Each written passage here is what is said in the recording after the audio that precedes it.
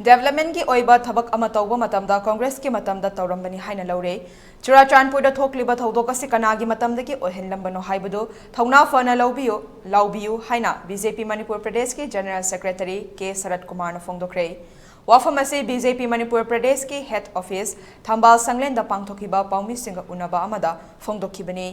महाकना मखा ताना लेबाक असेगी नहा कया कन्नबा होनबा मतमदा लेंगाक असिना वार ऑन ड्रग्स हाइदुना चंगसिनलकली मसीदा नहा कया कनबता नतना लमदम असिगी फॉरेस्ट कन्नबा अचौबा सरुक अमसु ओइदे मसीदा लमदम असिदा लेरिबा पॉलिटिशियंस पार्टी कयाना अमतो ओइना सौगतफम थोकए मतम अमदा प्रोटेक्टेड फॉरेस्ट एरिया से सेंट्रल गवर्नमेंट ना पाइरमी अदुमकपो इसागी लम इसाना कनगदबनी हाइदुना स्टेट गवर्नमेंट ना प्रोटेक्टेड फॉरेस्ट एरिया से सिनरकपनी इसागी लम कनबा हाइबसी इसागी जाति कनबनी चुराचांदपुर थोकिबा थोखनिंगदबा थौदोक अदु मतम अमदा म्यांमारदगी चंगसिनलकपा कया अदुना लेबाक असि पाइसिनबगी मौंगदा लेरकपा सिननी मसी पुमनमक करंबा लेंगाक मतमदगिनो हाइबसी मियामना खंगनदुना लेरबा वाफम अमनी हाइके लोइनना राहुल गांधी की पीरिबा चैराक अदु मसाना तौजरुबा थबकी मतुंग इना कोर्टना चैराक पिरकपनी मसीदा बीजेपी दा ताइनाफम थोकते महाकना जाति अमबु हुंदुना ngang अदुगी मसागी चैराक फंगजबनी मसीदा बीजेपी दा ताइनबगी महुत मसा मरा लेट्रबदी कोर्ट चटलु मसीगी मतंगदा हुंदुना ngangnabagi मथौ तादे हाइबा वाफम फोंदोखे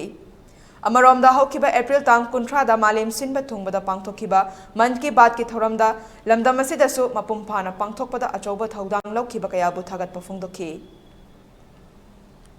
2006 दा की हौना मणिपुर दा संगसलखिबा अतोप लमदम की म्यांमार की लाकपा अदुगा लाकपगी खुलाकसु डिफरेंट एंगल दा डायरेक्ट लाकपसु योपा नत्रगा नाकोइना अमदगी माइगे अमदगी नत्रगा अमदगी लाकपा सिगुम मयाम सिनंग सिदी अखोय सि योट खिगदोबगी फिल्म लेरबा